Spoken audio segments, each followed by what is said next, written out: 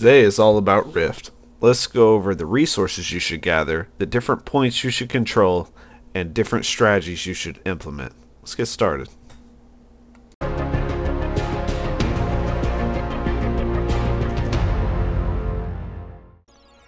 So let's go over resources, guys. So the first thing I like to do is I like to split my maps into halves, right? So the very first half is going to be here. The second half is going to be anything further out. So this is going to be for my scouts if I'm blue team. This is going to be for my infantry if I'm blue team as well. So now where and what scouts to do. So if I'm UNSC, for example, I like to send my grunt or my marines here, here, and then I'll build a jackrabbit. Now the jackrabbit's going to come out of the base and immediately go this way. It takes 25 seconds for the jackrabbit to come out. Usually I'll collect just a little bit of supplies here, not that much, until I'm ready to buy this. I want to buy this mini about 40 seconds into the game, because red, if he's UNSC raid 1 cutter or a banished shipmaster or arbiter, his grunt or marine's going to get here in 43 seconds if he goes that way. If it's a chopper or a ghost, it's 48 seconds. If it's a regular infantry, it's about 45 seconds. So usually around 40-second mark, you're going to want to buy this and you'll be safe. After you get this mini base, immediately stop building supply or stop getting supplies here, go for the power. Now the thing about this power, if you're a jackrabbit, you're going to want to get this one, and the reason is because you can see farther. So if a chopper comes this way, you can see it and get away. But alternatively, if you're 2 and you build a chopper and 1 is a UNSC leader, what I like to do is I send my chopper this way, so that way he can't get away. So just a little tip there for where you should send your scout. So what I like to do as the banished leader is very similar. So I like to send a grunt here, here, and here for supplies. And then as for my chopper, it comes out 25 seconds. It goes right along here to get these resources. And then I buy this as soon as I can. And then the chopper will go to get the power. After which, once this grunt is done, or if I see an enemy unit going this direction, then this grunt will beeline it to this mini right here. If I don't catch it until it's too late, and I know they're going to get this many, then I'll just have this one for my teammate if he doesn't already have it already. But essentially what you want to do is you want your infantry to stay near your base and gather the resources so they don't have to walk as far. So for example, I used to put 2 grunts here, and then eventually 1 grunt would go there about 30 seconds in. But even though it makes my chopper 5 seconds late getting over here to the power, the fact that my grunt never had to move here is just so much better. So yeah, so that's banish and UNSC if you want for your resources. So now key positions on the map, there's going to be 4 big ones, right? So it's going to be here, here, here, and here. So these are going to be hills and great strategic positions. For example, this one right here can oversee both of these sides, and so ground units can't go through here or through here.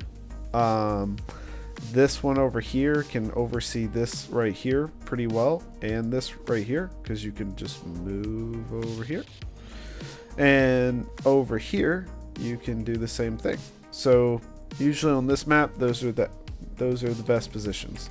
Now which one's better and which one should you go for depending on what team you're on?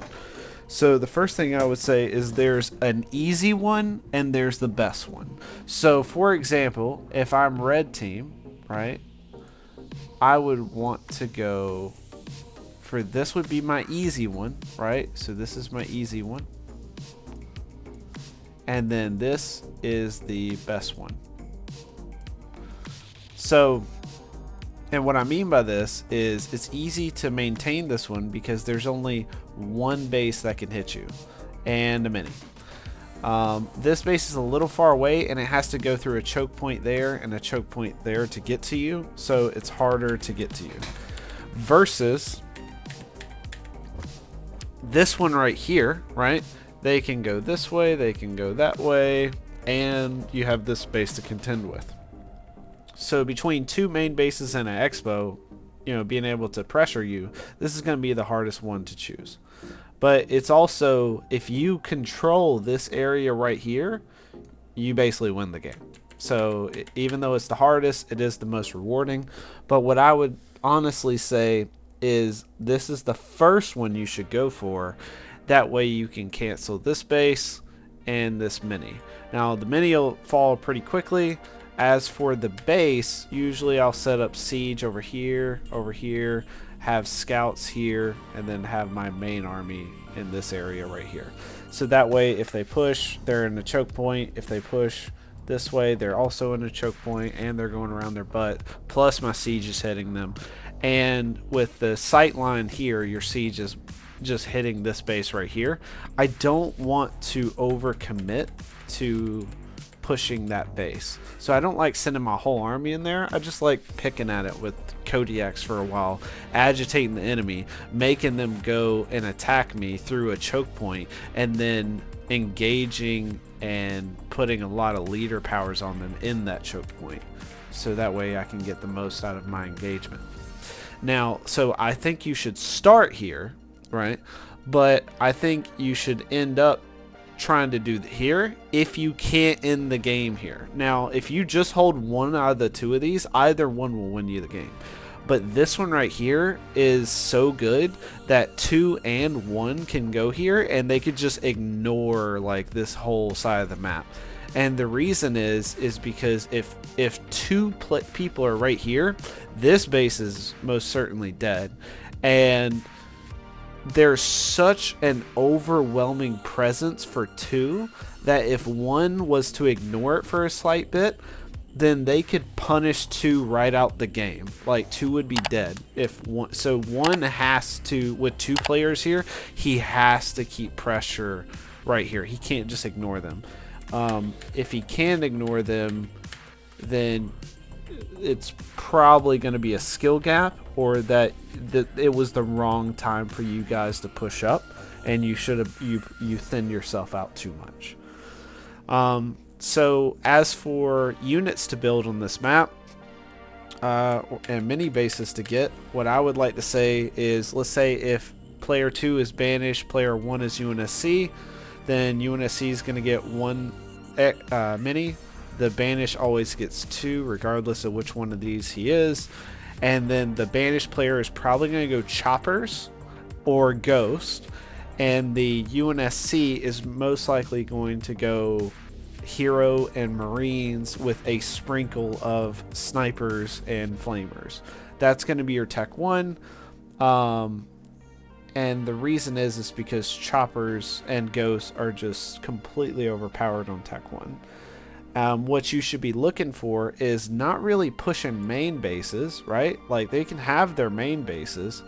Just make sure that you have the nodes and make sure that they don't have expos.